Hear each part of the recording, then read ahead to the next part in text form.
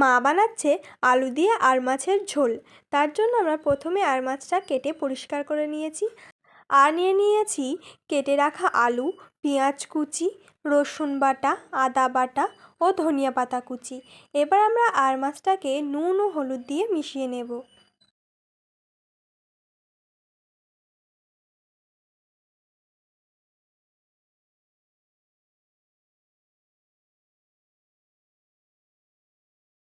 এবার আমরা কড়াতে তেল দিয়ে দেব। আর মাছটা তেলের উপরে দেওয়ার সঙ্গে সঙ্গে চটপট করে ফাটে, তার জন্য আমরা তেলের উপর সামান্য লবণ দিয়ে তারপরে আমরা মাছগুলো তেলের উপর দিয়ে দেব।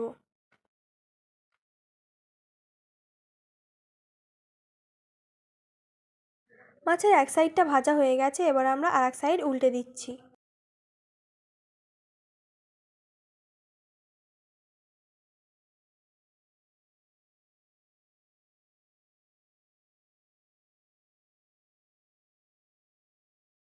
আমাদের মাছটা ভাজা হয়ে গেছে, এবার আমরা মাছগুলো তুলে নেব।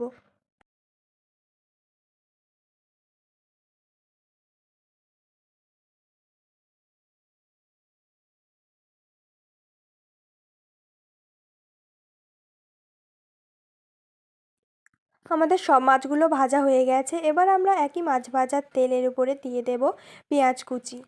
পেঁয়াজ কুচিটা দিয়ে হালকা নাড়াচাড়া করে নেব।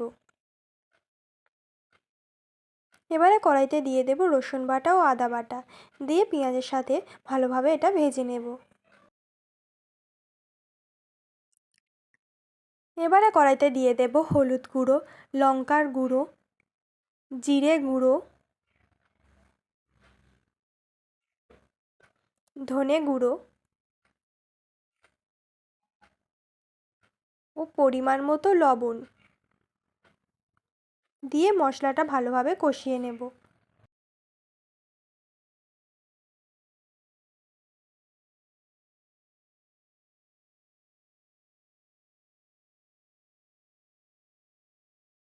মশলাটা একটু শুকিয়ে এসছে, তাই একটু সামান্য জল দিয়ে মশলাটা ভালোভাবে কষিয়ে নেব।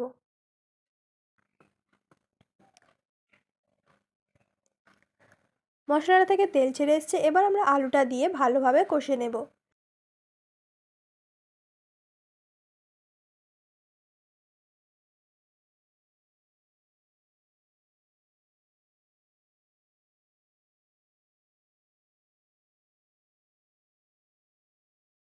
আলুটা সিদ্ধ হওয়ার জন্য আমরা দিয়ে দেব পরিমাণ মতো জল, দিয়ে ওটা কিছুক্ষণের জন্য ঢাকা দিয়ে রাখবো।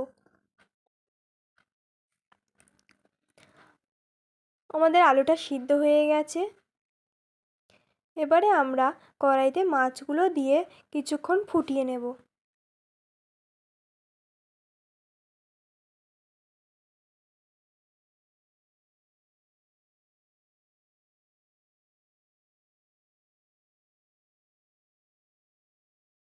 উপর থেকে একটু গরম মশলা ও ধনিয়া পাতা ছড়িয়ে দিয়ে নাড়াচাড়া করে নেব।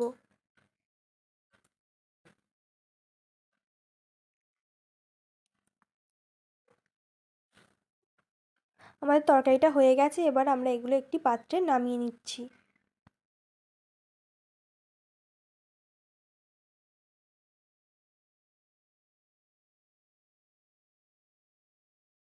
তাহলে রেডি আমাদের আজকের রেসিপি আলু দিয়ে আর মাছের ঝোল।